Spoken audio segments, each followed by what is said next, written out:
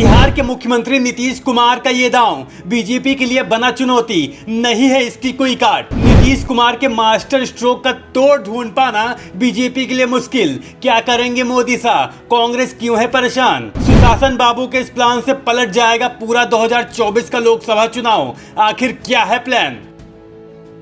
नीतीश कुमार पिछले दिनों से देश में चर्चा का विषय बने हुए हैं, लेकिन ये चर्चा उनकी मुश्किलें बढ़ा रही है। इस चर्चा की वजह है उनका एक बयान। दरअसल नीतीश ने बिहार में जाति आधारित जनसंख्या रिपोर्ट को लेकर सदन में आपत्तिजनक बयान दिया था, लेकिन इसी बीच नीतीश कुमार ने एक ऐसा दांव चल दिया जिसका बीजेपी के पास कोई तोड़ नहीं है। एक ऐसा प्लान नीतीश के पास है जो लोकसभा चुनाव 2024 की दिशा ही मोड़ सकता है। इस प्लान से बीजेपी तो टेंशन में है ही, लेकिन कांग्रेस भी परेशान है। नीतीश कुमार ने राजनीति में एक बार फिर मजबूत पकड़ बनाए रखने के लिए अपने तर्कस का सबसे कारगर तीर छोड़ दिया है। इस तीर से विरोधियों के हौसले तो पस्त हुए ही हैं, वहीं गठबंधन में नीतीश कुमार का कद काफी बढ़ गया है। चलिए बिना किसी देरी के आपको सब कुछ बताते हैं। दरअसल आरक्षण की सीमा 65% बढ़ाकर नीतीश कुमार ने एक बार फिर पिछड़े और अति पिछड़ों को साधने की कोशिश की है।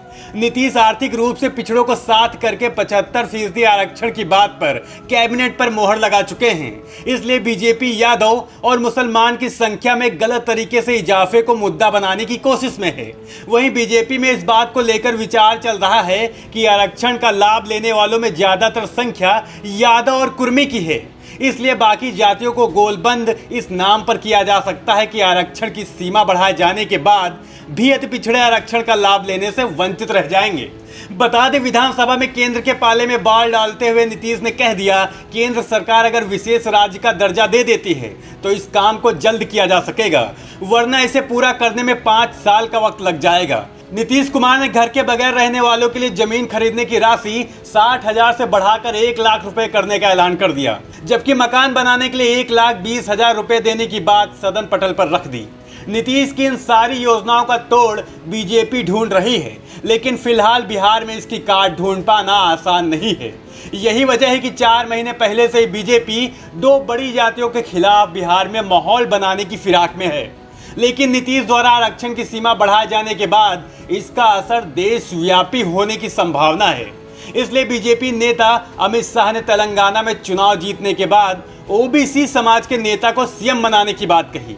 यही हाल हरियाणा में भी देखा गया, जहां एक जाट अध्यक्ष को हटाकर ओबीसी समाज से सैनी को प्रदेश अध्यक्ष नियुक्त किया गया।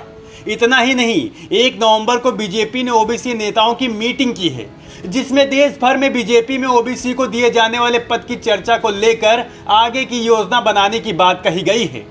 जाहिर है बीजेपी के शीर्ष नेताओं में ओबीसी के वोटों को जोड़े रखने की चुनौती है, जो साल 2019 में 2009 की तुलना में दोगुनी जुड़ी है। दरअसल साल 2009 में ओबीसी समाज ने बीजेपी को 22% वोट दिया था, वहीं साल 2019 में ये वोट फीसदी 44% का आंकड़ा छू गया। बीजेपी इसलिए ओबीसी कमीशन को संवैधानिक दर्जा देने से लेकर केंद्र में 27 ओबीसी मंत्रियों को मंत्री बनाने की बात भी जोर शोर से करती दिखाई दे रही है। वहीं कांग्रेस भी इस नैरेटिव को आगे बढ़ाने के प्रयास में है।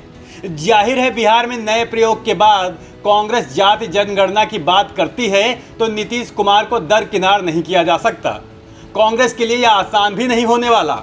इतना ही नहीं, कांग्रेस से नाराज समाजवादी पार्टी के नेता अखिलेश यादव, अरविंद केजरीवाल और टीएमसी नेता ममता बनर्जी को भी जोड़े रखने की काबिलियत नीतीश कुमार की है। बिहार में नीतीश का आरक्षण वाला दांव देश की राजनीति दिशा दशा दोनों तय करेगा। वैसे आपको क्या लगता है, क्या नीतीश का दांव 2024 में कोई कमाल कर पाएगा? हमें कमेंट करके जरूर बताएं और चैनल को सब्सक्राइब करना ना भूलें।